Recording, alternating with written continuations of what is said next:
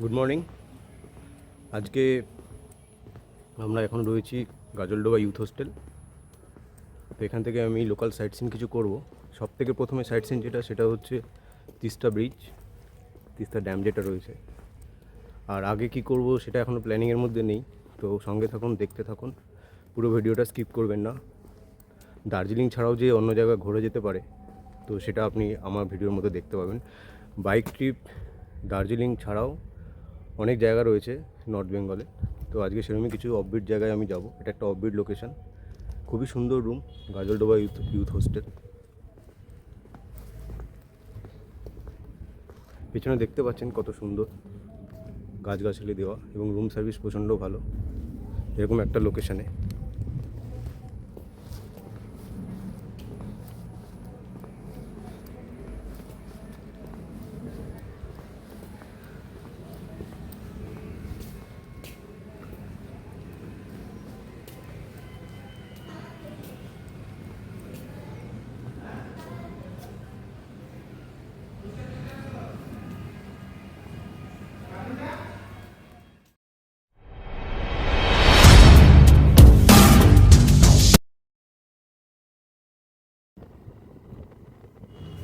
Gajoldoba youth hostel থেকে আমরা বেরিয়ে পড়েছি। আমাদের আজকে প্রথম ডেস্টিনেশন হবে তিস্তা ব্যারেজ। এখান থেকে 2-3 কিলোমিটারের মধ্যেই এই ব্রিজটা থেকে বাঁদিকে গেলেই তিস্তা ব্যারেজটা পড়বে। তারপরে যাব মূর্তি এবং লতাগুড়ি ফরেস্ট। আমাদের বেরোতে বেরোতে আজকে একটু দেরি হয়ে গেল, প্রায় 8:30-9টা বাজে। ব্রেকফাস্ট করতে দেরি হয়ে গেল। তো গাজলডোবা থেকে আশেপাশে কিন্তু অনেকগুলো ঘোরার জায়গা আছে, আজকে আমরা সেগুলো কভার করব।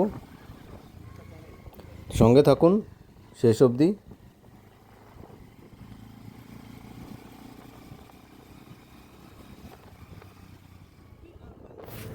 সোজা চলে গেলে লতাগুড়ি, মালবাজার, ক্রান্তি সবই সোজা রাস্তা পড়বে। তো আমরা প্রথমে তিস্তা ব্যারেজে যাচ্ছি। সামনেই তিস্তা ব্যারেজ শুরু হয়ে যাচ্ছে।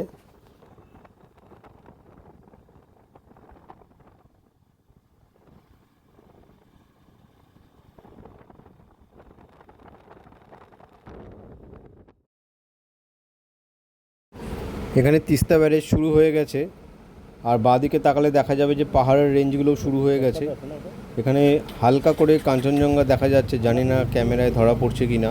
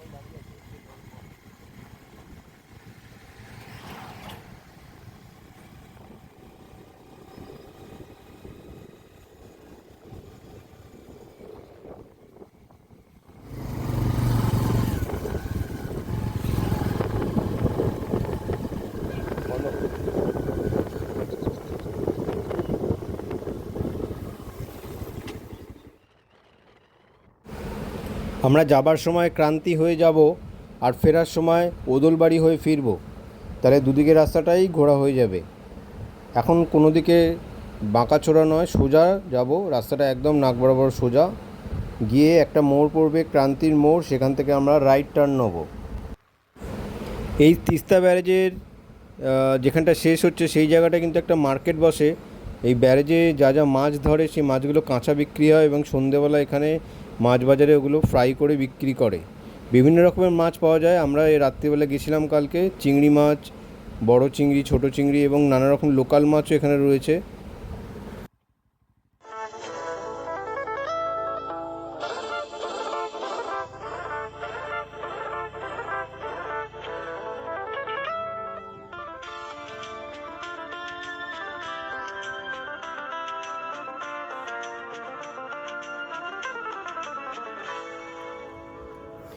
আমরা এখন সোজা যাব, ডান দিক নেব না। এখানে ক্রান্তি যে অ্যারোটা দেখাচ্ছে ওইদিকে যাব না, আমরা সোজা যাব। সোজা ক্রান্তি পড়বে, লতাগুড়ি পড়বে। তো আমরা এখন সোজাই যাবো এখান থেকে, এবং মূর্তিও সোজা রাস্তাতেই পড়বে। জায়গার পরিবর্তন অনুযায়ী মানুষের ঘরবাড়ি বৈচিত্র্যময় হয়ে থাকে। আমরা এখানে দেখতে পাচ্ছি যে ঘরগুলোর চালাগুলো সব টিনের, খড়ের বা টালির নয়। এই জায়গাগুলোয় মানুষজন যারা থাকেন তারা এখানে টিনের চালা ব্যবহার করেন। টিনের চালা ব্যবহার করলে একটা সুবিধা এই যে খুব তাড়াতাড়ি এগুলো গরম যেরকম হয়, খুব তাড়াতাড়ি ঠান্ডাও হয়ে যায় এবং শক্তপোক্তও হয়। এখানে তো হনুমানের উৎপাত থাকে, সেই জন্যে এখানে টিনের চাল ব্যবহার করা হয়।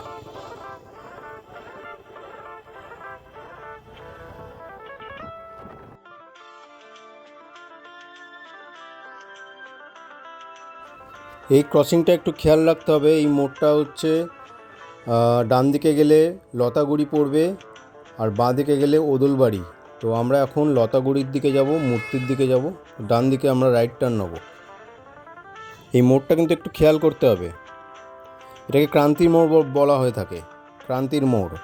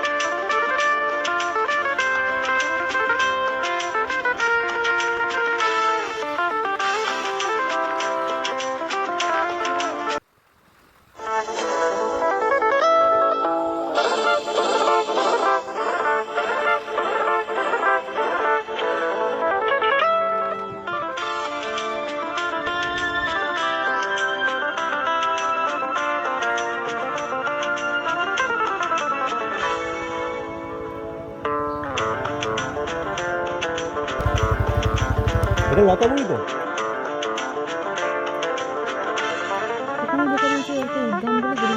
মূর্তির দিকে, মূর্তির দিকে, মূর্তি মূর্তি সোজা।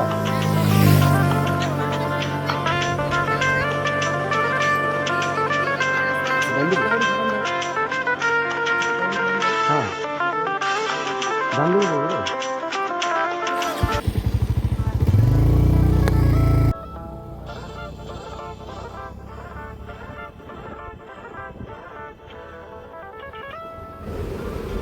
এই জায়গাটা একটু জিজ্ঞেস করে নিলাম যে মূর্তিটা কোন দিকে পড়বে। তো মূর্তি এখান থেকে সোজা যেতে হবে। আর এই জঙ্গলটা শুরু হয়ে গেছে। জঙ্গলে চালাতে গেলে সবথেকে প্রথমে যেটা করতে হবে, এখানে দাঁড়ানো যাবে না আর গাড়ি খুব একটা জোরে চালানো যাবে না। মোটামুটি 40 স্পিডে চালাচ্ছি, কিন্তু থামবো না যতক্ষণ না জঙ্গলটা শেষ হচ্ছে, কারণ যে কোনো মুহূর্তে এখানে বন্যপ্রাণী বেরোতে পারে। তো সেই জন্যে রাস্তায় থামা যাবে না, কন্টিনিউ চালিয়ে যেতে হবে। আর কিছুক্ষণের মধ্যে আমরা মূর্তির কাছাকাছি চলে যাব।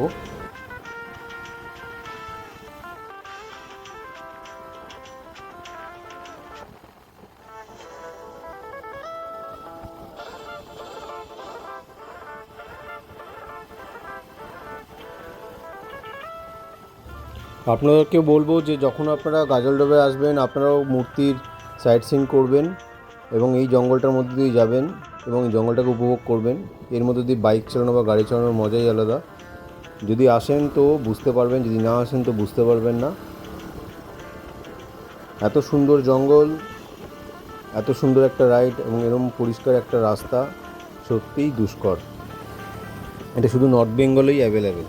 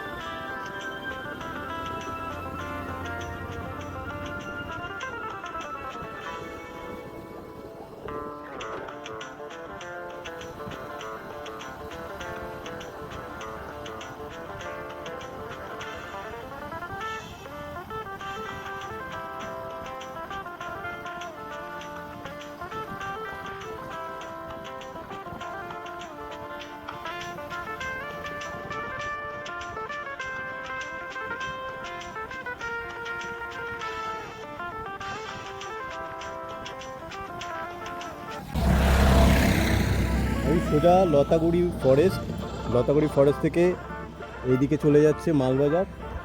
এদিকে ঘোরাতে হবে না, লতাগুড়ি ফরেস্ট এইদিকে, আর এই রাস্তাটা এইদিকে চলে যাচ্ছে মালবাজারের দিকে। আর বাঁ হাতে যে রাস্তাটা ওটা মূর্তির দিকে যাচ্ছে।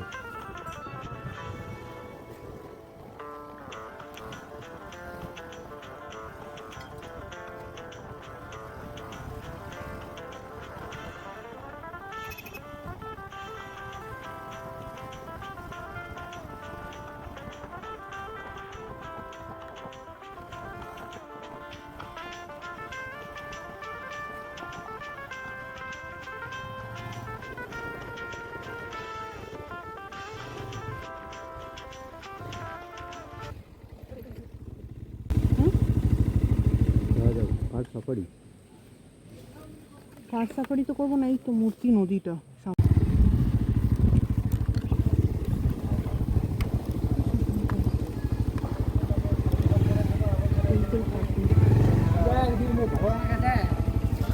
ওটা রাখবো, ওটা যাওয়া যাবে না, এখানে একদিন ছাড় করে না।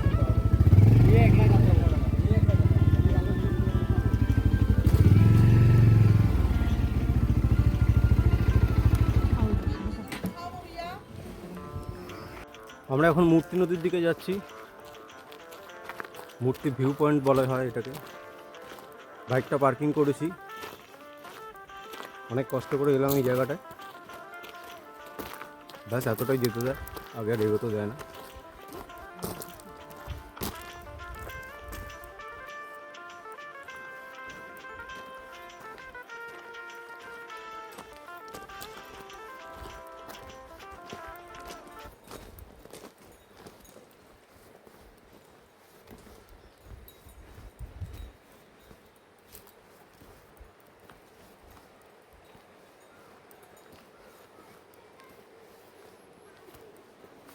এখানটা দেখে জাল লাগানো আছে।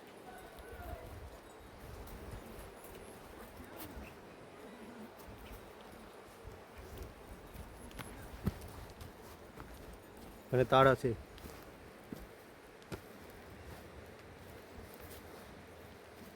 এই হচ্ছে অবস্থা এখানকার। এখানে একটা ব্রিজ তৈরি হচ্ছে।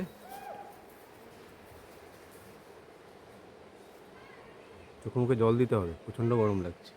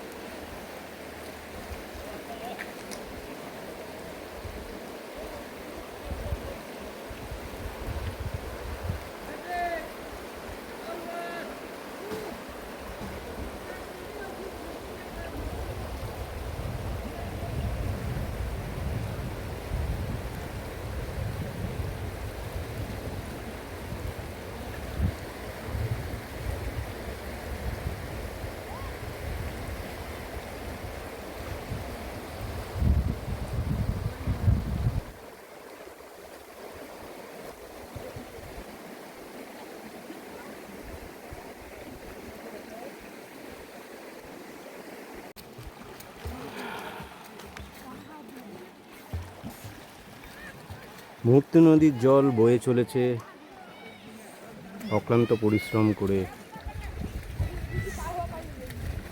পরিষ্কার জল।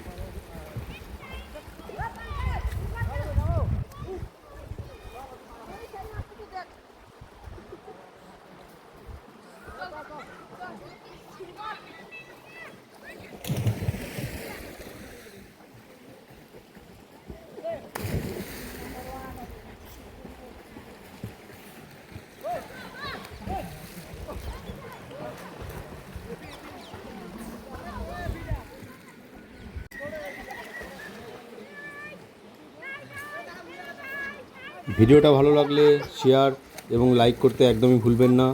আর যারা নতুন, চ্যানেলটা সাবস্ক্রাইব করে যাবেন।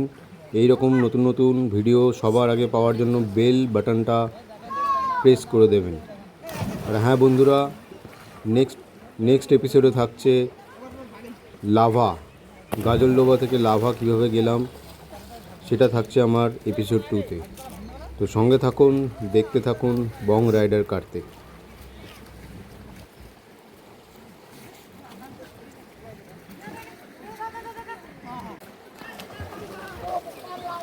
এখন লাগাতে বৃষ্টি হচ্ছে কী বলছিস? 29 তারিখে হলো 60% হলো বৃষ্টি হওয়ার চান্সেস আছে, মানে কম। 29 তো আজকে। 30 তারিখে হলো 70%, না 30 তারিখে হলো 60%। আচ্ছা, 1 তারিখে আমরা 30 তারিখ আর 1 তারিখ ওখানে থাকছি না, 70%। ঠিক আছে, 2 তারিখ 1 তারিখ 2 কম, 9 দিচ্ছি 2 তারিখে, 2 তারিখে বেশি আছে, 90% চান্স আছে বৃষ্টি।